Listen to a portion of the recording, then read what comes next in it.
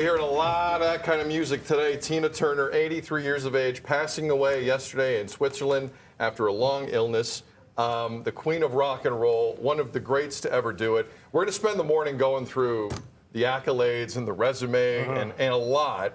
But I'm interested to hear from the both of you, Devo, starting with you. Our initial emotion when we hear something like that is always fascinating to me. What was yours? Ah, man. You know, another great, another legend taken away from us. I know she was battling illness for a long time. She became a citizen of Switzerland back in 2013, kind of made that her home. But again, then you start going through the catalog, right? You start listening to the music. You think about the memories. For me, my dad, so my parents aren't musical in the sense of, you know, kind of pop culture, immigrants to the country, you know, but Tina Turner, I mean, I'm sure for other reasons too, right? But Tina Turner, the song, when I told him last night, he was like, oh no. You know, and then he quoted a song lyric.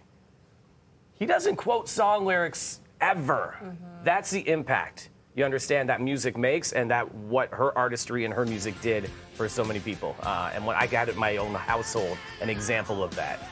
Tammie? For me, so I'm watching this video right now. I'll tell you, when I was a kid, I tweeted about this as well. When I was a kid, I would see her on TV and think it was my mom. That was the first thing I thought right away, because her and my mom, especially 1980s Tina and 1980s Mama Tammie, look so similar. So as a kid, I'd always be like, Mom? Like looking at this right now, I'm like, I just see my mother, and I was really sad. I know that she left an indelible mark on the world of music for sure. At 83 years old, she lived an incredible life, and we all knew that she was suffering from this illness. And I did watch the Tina documentary, and it was something that was kind of like her doing this as a final, this is my way of saying what my life meant to me. She was doing this knowing that she was sick. Her story in her way, right? Yeah, exactly. I loved it. And I have to say, I was at Walmart in Ajax shortly after the news broke, and there was a woman stocking the shelves. And so an employee who had her cell phone out, YouTube, full live Tina Turner concert, blasting in the aisles. That's and awesome. I was like, all right, That's how it was done. Yeah, that was great. That's how it's done.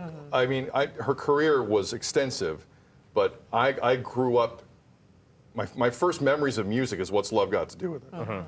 My first memories of music is We Don't Need Another Hero from Mad Max. Like, that's how I was introduced to Tina Turner. And she went in the Rock and Roll Hall of Fame as a part of Ike and Tina. But Ike was an abusive man, physically and mentally.